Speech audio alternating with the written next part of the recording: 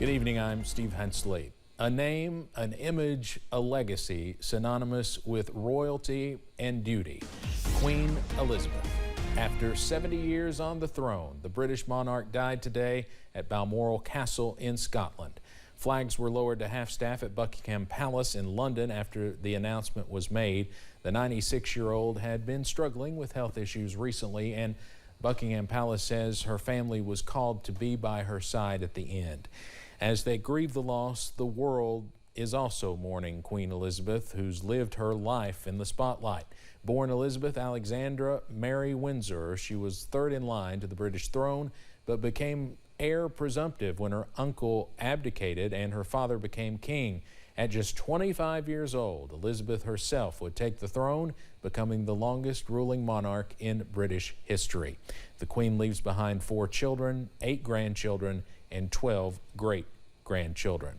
While answering a question during a White House briefing today, Press Secretary Karine Jean-Pierre was interrupted by journalists and told the news, which was confirmed, of course, shortly after by the royal family. Jean-Pierre said the hearts and thoughts of the President, First Lady, and members of the White House are with the royal family. So, as I said earlier, our hearts and our thoughts go to the family members of the Queen, goes to the people of United Kingdom. I don't want to get ahead of what the President is going to say. I want him to, from you all to hear from him first, and so I don't want to get ahead of that. And I said this earlier, our relationship with the people of the United Kingdom, and this is something that the President has said himself, has grown stronger and stronger. It is the United Kingdom is one of our closest allies. And again, our hearts go to the people of the United Kingdom, to the Queen, and to her family. During that briefing, Jean-Pierre dodged questions about President Biden possibly traveling to the UK for a funeral or service, not wanting to speak prematurely. Then minutes later, the announcement of her death was made.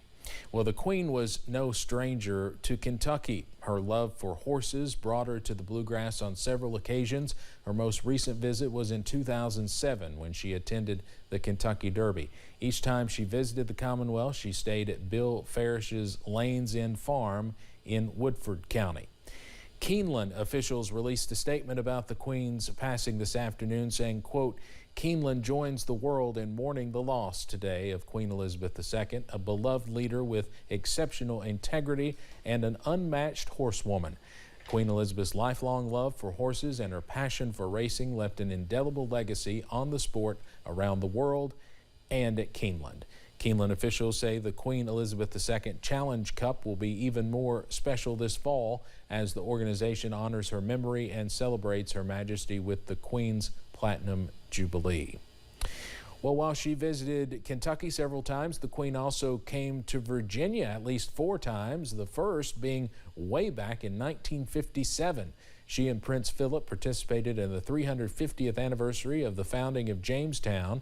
Charlottesville welcomed the Queen in 1976 during the U.S. bicentennial celebration, and she returned in 2007 for Jamestown's 400th anniversary. Well, weather-wise around the mountains tonight, it's been a quiet day so far, and that will continue as we run through tonight. Mount Vernon on Long I-75, plenty of blue sky out there, a gorgeous evening underway. Pinpoint Doppler has a clean sweep around the region right now. Closest we've got a few downpours just to the east of our area, Dickinson and Buchanan counties. Those may try to sneak in, but otherwise it is all quiet tonight. Temperatures around the region, upper 70s to near 80. Rather comfortable temperatures, rather comfortable humidity, upper 50s and low 60s out there. So we will continue to see things on the quiet side as we run through tonight. Still, you want to keep that First Alert weather app handy because we do have plenty of rainfall. Not tonight, not really even tomorrow, but as we head into the weekend, you're definitely going to need that weather app and its interactive radar available at the palm of your hand. Just scan that QR code in the upper right-hand portion of your screen and download that app. Down into the 60s for tonight. Details on when we could see like I said, a return to some heavy rain on the way in just a few minutes. Steve? Evan, thank you. A Morehead State University professor drowned at Harrington Lake. The Mercer County Coroner's Office says the victim, Gary LaFleur of Frankfort, fell off the back of his boat at the boat ramp. When crews arrived at the scene, they performed CPR until others arrived. He was then taken by ambulance to a hospital where, after attempts to revive him, he was pronounced dead. The coroner said LaFleur did not have a life jacket on and could not swim.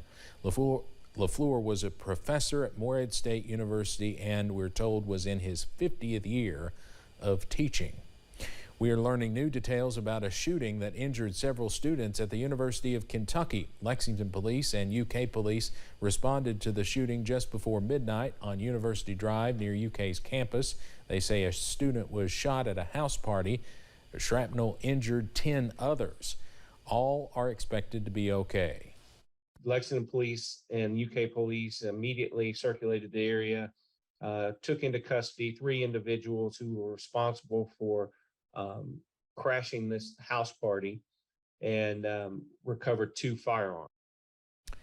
Police only released the name of one suspect, 19-year-old Jason Almanza Arroyo. His arraignment is set for tomorrow at 1 p.m. He also has a status hearing for a circuit court case at 1 p.m. on September 16th. A man is in custody after going on a deadly shooting rampage in Memphis, Tennessee. Police arrested 19-year-old Ezekiel Kelly. Police say he's responsible for multiple shootings that took place in Memphis in the span of 24 hours. At least 4 people are dead and 3 others injured as a result. Police say Kelly then stole a vehicle in South Haven, Mississippi, which helped lead to his capture following a high-speed chase. The victim in that carjacking was not injured. At least 8 shootings were reported to police yesterday. Officials say at one point Kelly live-streamed himself on Facebook threatening to harm people.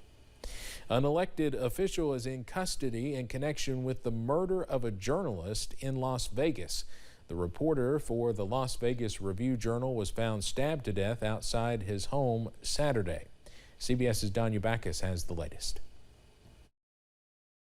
Police in Las Vegas have arrested Clark County's public administrator for the murder of 69-year-old veteran newspaper reporter Jeff German. I'm here to announce the arrest of 45-year-old Robert Tellis.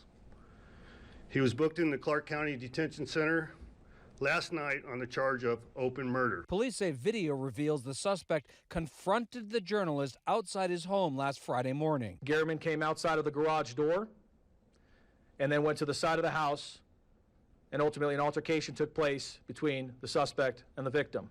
Our victim was stabbed multiple times. Video also showed a GMC Yukon Denali at the crime scene.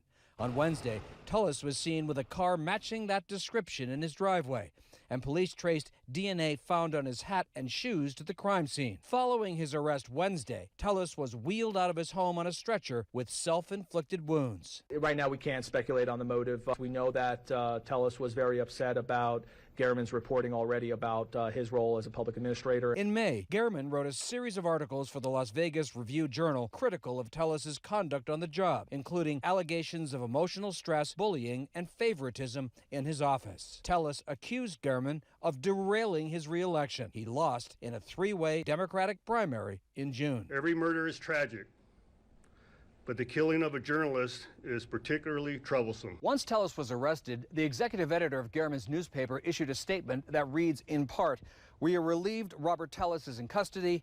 Now we can begin mourning and honoring a great man and a brave reporter."